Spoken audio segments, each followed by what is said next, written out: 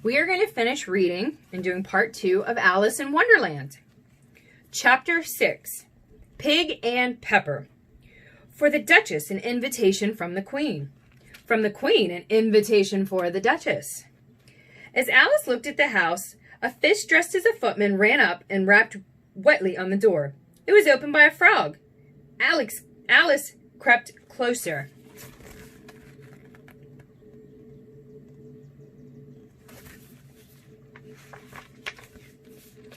They bowed low, and their wigs got tangled. Alice laughed so loudly she had to run back into the trees. When she came out, the fish had gone. I shall sit here till tomorrow, or the next day. Timidly, Alice went up to the door and knocked. There's no use knocking, said the frog. I'm on the same side as you. Besides, they're making too much noise to hear. How will I get in? Asked Alice. Are you to get in at all? Said the frog. That's the question. Hopeless, thought Alice, and marched straight into a large kitchen. A grumpy duchess sat in the middle holding a baby, a cat at her feet. Pepper filled the air.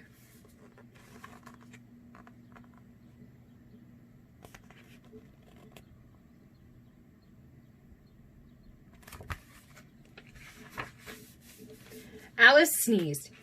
Why is your cat grinning? She asked the Duchess. It's a Cheshire cat, the Duchess replied briskly. I didn't know that cats could grin, Alice said. They all can, said the Duchess, and most of them do. I don't know any that do, said Alice. You don't know much, and that's a fact. All of a sudden, the cook began throwing pans at the Duchess, who simply ignored her and sang a lullaby to the howling baby.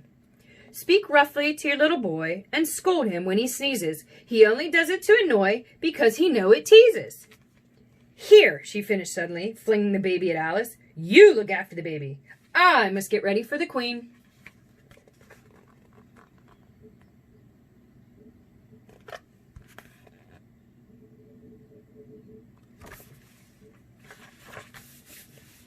Alice caught the baby and left before they were hit by a flying frying pan. The baby grunted and Alice glanced down. To her surprise, it was turning into a pig. Oh, she cried and let it go. Alice was thinking it was more handsome as a pig when she saw the Cheshire cat grinning at her. Cheshire cat, she said shyly, where should I go now? Well, that way is a hatter, the cat said, waving a paw, and that way is a March hare, both mad. But I don't want to visit mad people, Alice said. We're all mad here, said the cat, fading away.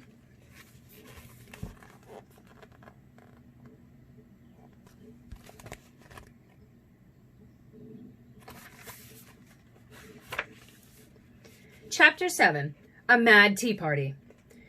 And it's May. The mad hare might not quite be so mad, Alice thought, and decided to visit him. The March hare was sitting in front of his house having a tea party with the hatter. No room, they cried when they saw Alice. There's plenty of room, she said indignantly, sitting down. The hatter stared at Alice. Why is a raven like a writing desk? He demanded.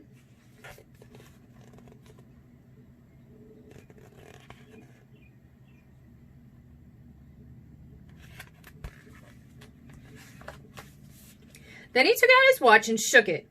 2 days wrong, he complained. He sighed and turned to Alice. Have you guessed the riddle yet? I give up, she said. What is it? The hatter shrugged. No idea. You shouldn't waste time asking riddles with no answers, she snapped. Oh, Time and I aren't speaking, said the hatter. We argued at the concert given by the Queen of Hearts. I sang a song, you know. Twinkle, twinkle, little bat, how I wonder what you're at. Up above the world you fly, like a tea tray in the sky. I'd hardly finished the first verse, he went on, when the Queen shouted that I was murdering time. It's been tea time ever since.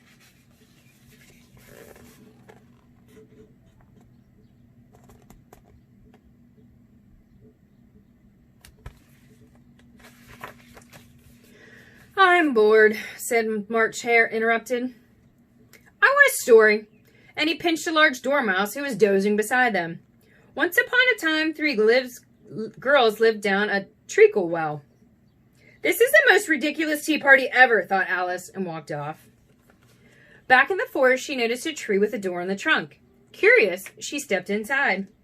The tree led her back to the long hall, and at this time, the door behind the curtain was open. At last she could enter the beautiful garden.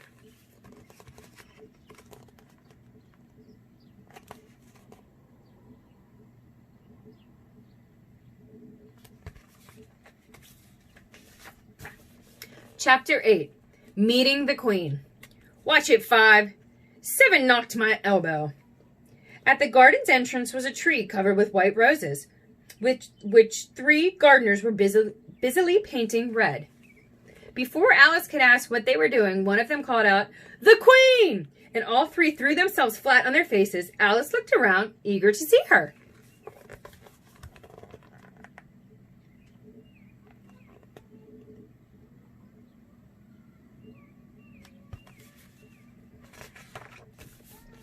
"Who are these?" the Queen barked, spotting the gardeners. "How should I know?" said Alice. "Off with her head!" screamed the Queen. "Nonsense!" Alice said firmly. The Queen looked at the rose tree and turned to the gardeners. "Off with their heads!" Quickly, Alice threw the gardeners into a pot. "Come and play croquet," the Queen shouted at Alice. Alice had never played such a strange game. Everyone played at once, and the Queen stomped about shouting, "Off with their heads!" Alice was wondering if she should escape when she saw a grin.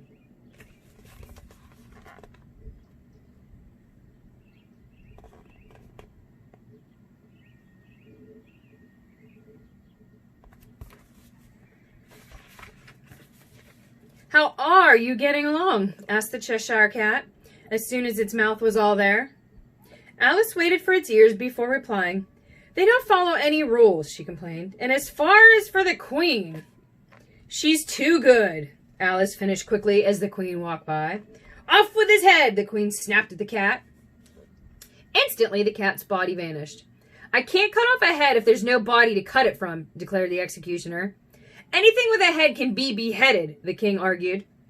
"Everyone will lose their heads in a minute," said the Queen, and sent for the Duchess to sort out her cat.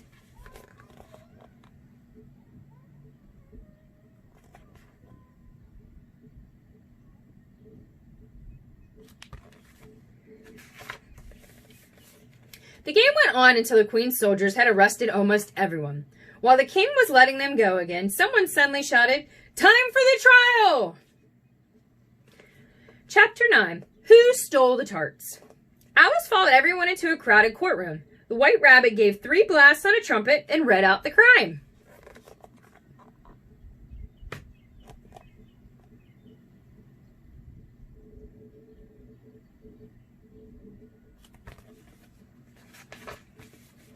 The Queen of Hearts, she made some tarts on a summer day.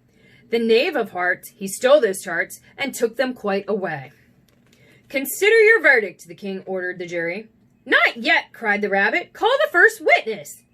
This was the Hatter, who walked in trembling. He was shaking so much, both his shoes fell off. As Alice watched, she felt an odd sensation. She was growing larger. "He's useless," said the King, and sent the Hatter away. "Next." The Duchess's cook came in. "Give your evidence." "Shan't." The cook annoyed the King even more. "Who's next?" he shouted. Alice wanted to know too. The witnesses so far had been terrible. Imagine her surprise when the White Rabbit called out, "Alice!"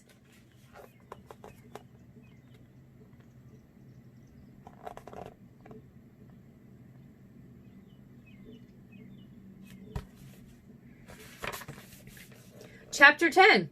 Alice's Evidence. "Here!" cried Alice, jumping up.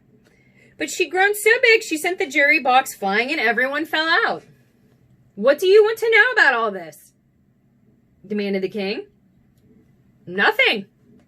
"Let the jury consider their verdict," said the King. "Sentence first, verdict later," insisted the Queen. "Nonsense! Off with her head!"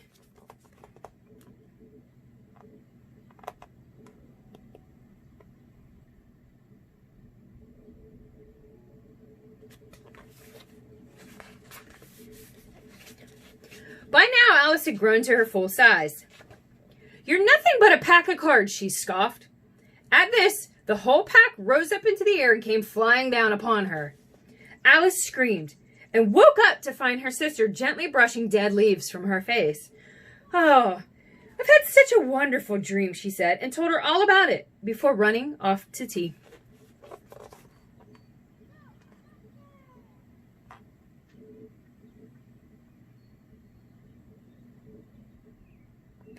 Okay. The end. Thanks for listening to Alice in Wonderland.